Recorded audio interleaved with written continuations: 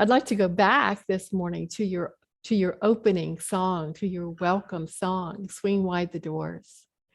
That was so beautifully performed and one of my favorite songs. The lyrics are incredibly meaningful. Swing wide the doors, the time is right. Swing wide the doors to let in the light. Bring in the dawn for humankind. Swing wide the doors of this heart of mine.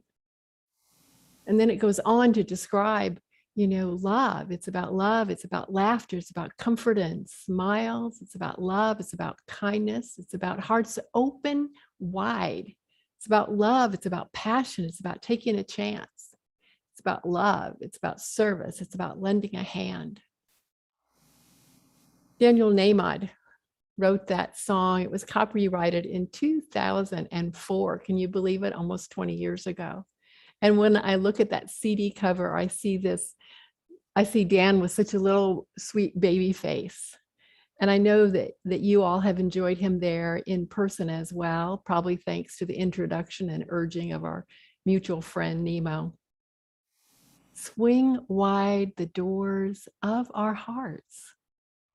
It's so easy to say, and it is so easy to sing.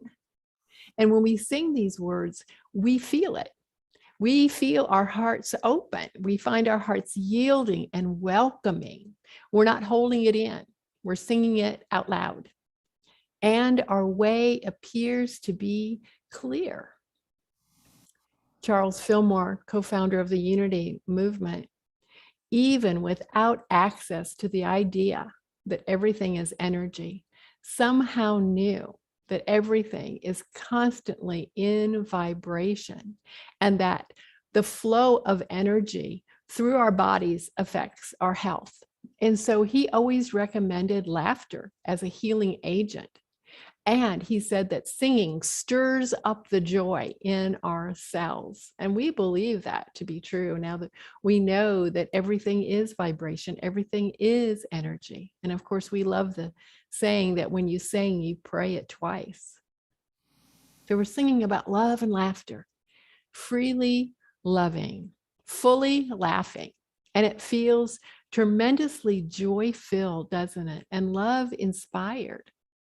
And then all the ways that we can express love, kindness, passion, service, lending a hand. Those are all ways that we can show love in action. And he goes on to say, this is a deeper life. He wants a deeper life, an expression of the divine in action. And these are all descriptors of doing this, of living life out loud. And we joyfully sing this song, carried high by the lyrics and the music and the shared voices when we're able to share our voices. So what's stopping us? What is stopping us from living this way all the time?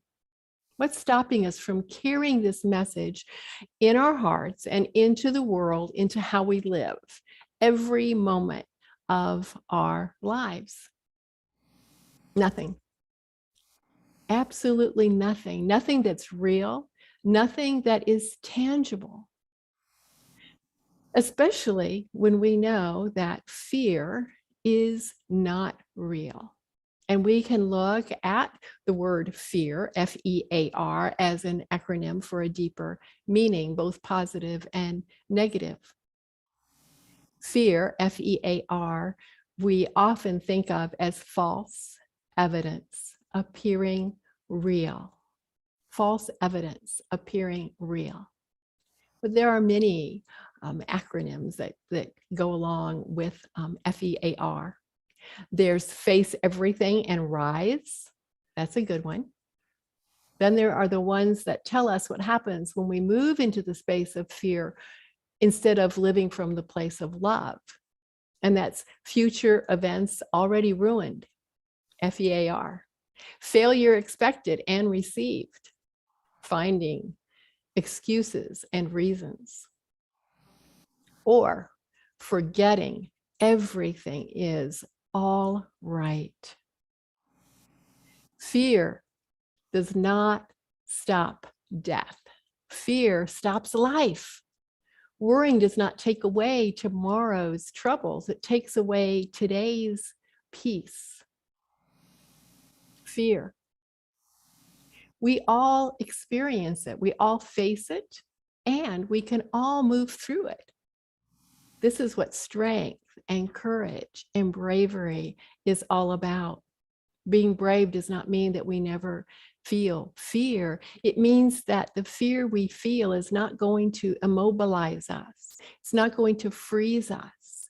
It's not going to paralyze us from doing that which we came here to do. We feel the fear and we move through it anyway. We recognize the feeling of fear and we dismiss it as part of the work of the ego forgetting that everything is all right, that false evidence is appearing as real, and carry forward as guided by spirit, determined and committed to do the work which is ours to do. You've heard the saying, if not me, then who? If not now, then when? Well, now is the time, and we are the who. That's right. Look around you in the sanctuary or the Zoom room or wherever you are. We are the who. And our mission is so clear. When we look at scripture, we can look at 1 Corinthians, which is a letter that the Apostle Paul wrote to his church in Corinth. And his words, be alert, stand firm in the faith, be courageous, be strong. Those are his words to the congregation. And then we have the words of Jesus Christ, the individual that we see as our way shower, as the great example of living in the direct connection and awareness of the divine. We find in the Gospel of John and elsewhere where he says, I am giving you a new commandment, that you love one another. Just as I have loved you, you too are to love one another. This is our mission for each one of us. It's what we're here to do. It is so crystal clear. We are the ones that we have been waiting for. We are the ones to see things rightly, not set things right. See things rightly, for it's the ego that decides to set things right. We see beyond what is before us, whatever is in the manifest, and hold strong to the truth of every situation. Hold strong, be alert, stand firm in the faith, be courageous, be strong, and love one another. A prominent leader in unity, author, radio host, and minister, Eric Butterworth, shared these words. Be a meta missionary, dealing with seeing things or people right instead of the misguided effort to set them right. Certainly, the message is universally needed, but as far as you are concerned, the great need is to change your consciousness, dissolve your prejudices, and heal your fears. This truth is for you. It is a practical process by which you can achieve an effective life and at the same time become an effective instrument of love and harmony. Become a center of love, and you will become a positive influence in your community, and you will be centered in a circle of protection. In this awareness, no harm can befall you, for anyone coming into your space is filled with the aura of your consciousness. You can become a center of love. Enough centers of love in the city and around the nation will help evoke wise actions by our government and bring the unified support of the people. Enough centers of love around the world will build bridges of communication and peace. Love is the answer. Love is the answer. So how do we move from a message of Eric Butterworth, song lyrics, or scripture to the actual day-to-day lives of living in this space that we have described? Well, remember a new word, a new acronym, CAMP, C-A-M-P. The first letter is C, and it stands for a commitment. to make a commitment that's personalized and individualized and unique. For how we express this in the world is unique to each one of us. Be alert, stand firm in your faith, be courageous, be strong, and love one another. And how that outpictures, how that's going to be revealed is unique to you through your personality, through your special gifts, and through your skills. So first, we make the wholehearted decision, the choice to confirm, I want to live and love fully. I want to laugh. I want to be kind. I want to live a life of passion and service, and I want to be a center of peace. I desire this with my whole being, and I make this commitment. For there is power, personal power, in making such a decision. You may have heard of William Hutchinson Murray, a 20th century Scottish mountaineer and writer, one of a group of active mountain climbers way before World War II, so a very small group. And at the outbreak of the war, he did join the Argyll and Sutherland Highlanders and was posted in the Middle East and North Africa. And he was captured by a German tank commander. And he spent the next 3 years in prisoner of war camps in Italy, Germany, and Czechoslovakia. And while imprisoned, he wrote his first book entitled Mountaineering in Scotland. The first draft of the work was written on the only paper he had available to him, which was rough toilet paper. And the manuscript was found and destroyed by the Gestapo. And much to the amazement of his fellow prisoners, he began again, knowing that it might be found and destroyed, and also knowing that in his physical condition of near starvation, he may never climb another mountain. But that rewritten work was finally published in 1947 and followed by many sequels. The following passage occurs near the beginning of another book that was published in 1951 by Murray, The Scottish Himalayan Expedition. Until one is committed, there is a hesitancy, the chance to draw back, always ineffectiveness. Concerning all acts of initiative, there is one elementary truth, that the moment one definitely commits oneself, then providence moves too. All sorts of things occur to help one that would never otherwise have occurred. A whole stream of events issues from the decision, raising in one's favor all manner of unforeseen incidents and meetings and material assistance, which no man could have dreamt would come his way. Whatever you do or dream you can, begin it. Boldness has genius, power, and magic in it. Boldness has genius, power, and magic in it. The first step is commitment. Desire mixed with strength and courage and a deep dedication to do it. Commitment. So the next letter is A. What might the A stand for? Could it be a plan? How you would do this thing etched upon your heart, with the picture you might have in your mind to carry out this new, loving, giving, joyful way of being? No, because you don't need a plan. You need only be willing to respond to the guidance of spirit in each and every situation.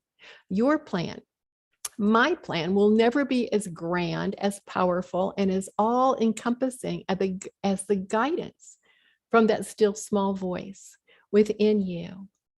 Just as the words in that beautiful meditation that was presented by Suzanne, that was written by our dear Reverend Evelyn Casper. Allow God's guidance to reign in our kingdom. Allow God to reign in our kingdom, the kingdom of who we are right here and right now. And so the A stands for action. That's your A. Be willing to take action as guided by spirit. You receive that guidance, those nudges, by remaining alert and aware. Back to 1 Corinthians Be alert, stand firm in your faith, be courageous and be strong. Pay attention, trust your intuition, which may not be something you feel confident in yet. But the more often you listen and act upon your intuition, let's just call it that, the stronger and more often those clues and hints and flags and signs appear. Trust that and move in that direction, always aware for shifts and changes in your guidance. Dr. Wayne Dyer is quoted as saying, if prayer is you talking to God, then intuition is God talking to you. And so your action, whatever action you decide to take based on your commitment, will be birthed from time in meditation and prayer. There's your M and your P. C, commitment. A, action. M, meditation. P, prayer. Meditation and prayer is time in the quiet, moments connecting with your innermost being, God, divine love, universal peace, the essence of the universe, all that is, however you name or call that very essence. It's time in the quiet, listening to that still small voice that is within you. And it's more the intuition, yet it's also supporting what you know in your heart. It's moving from the pure intellect to the space of your heart, to the awareness of the connection with divine. It's love combined and balanced with wisdom, all of which are birthed from within you. Be still and know. Be still and know that the divine essence of spirit is at hand. It is your hand. It is your heart. Be quiet and listen to that still small voice. And the more you pause to listen, the easier it will be for you to recognize your guidance, to discern your direction. For it will come from all directions. It may come in the words of a song, of lyrics that you hear on the radio or playing in a store in which you're shopping. It may come in the title of a book that you're scanning. It could be a conversation that you partake in or one that you overhear. It may come in the message and the license plate in front of you when you're driving. Watch, listen, pay attention, remain alert, aware and sensitive and open to the guidance of spirit. You've seen the billboards that say, God's not finished talking yet. Spirit is never finished communicating with us. It is who we are. It's the essence of our being. And there is this urge, this desire, this springing forth within us when we allow ourselves to open our hearts and our minds to it. You know, we can't hear spirit if we're not willing to stop talking. And that includes the chatter in our minds, which is why meditation and prayer are so very important. And we must each discover and then discipline ourselves to repeat often, whatever the process is, the method, the path to our inner quiet. It might be sitting in yoga fashion. It might be taking deep breaths. It might be practicing the yoga breath. It might be walking out with nature. It might be listening to the sound of the wind and the waves and the birds. It might be repeating mantras or affirmations, music, dancing, earthing. Only you know what takes you to the awareness of the divine, what quiets your thoughts and opens your heart. Do that often, regularly, consistently. Commitment, action birthed from meditation and prayer, CAMP. We want to swing wide the doors, those doors of our hearts, to feel with one heart, to recognize our oneness with all, to make the choice of love. Commitment, action sprung forth from time in the quiet. The time is now, and we are the ones right here where we are at this time in history, on this place on the planet. This is an exciting time to be alive. Claim it as yours, your time to be your very best self. And so it is, my friends. And so it is. Bless you.